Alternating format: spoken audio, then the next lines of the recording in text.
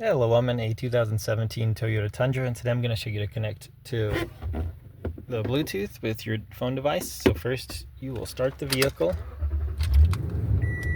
and then we'll wait just a moment for everything to load. In the meantime, you want to make sure your phone's powered on, as well as the Bluetooth's on. And if you press and hold that, typically it'll open up your Bluetooth menu. You need something like that here in a moment.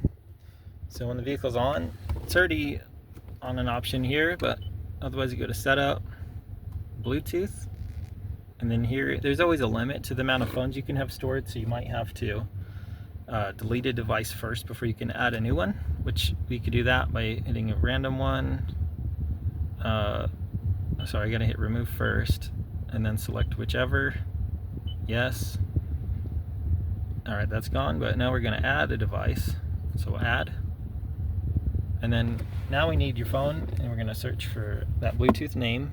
So make sure you're in some kind of scan mode, and we should see it pop up in a moment. It usually takes just a little bit. All right, there it popped up. All right, looks like it's starting to connect. So we're gonna be looking for a passcode here, which matches. So we'll hit pair, and we're basically done.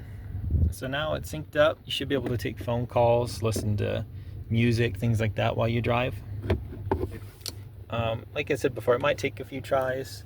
If for some reason the button interface isn't working well, you can always activate voice commands with a symbol like this, which usually through voice commands you can find an option that'll work for like connecting to Bluetooth, add phone device, etc. You just have to play around and listen to the options it gives you, but it's always easier with the interface if you can. And then a lot of vehicles also don't let you connect while you're driving, so you might have to be in park for this to work.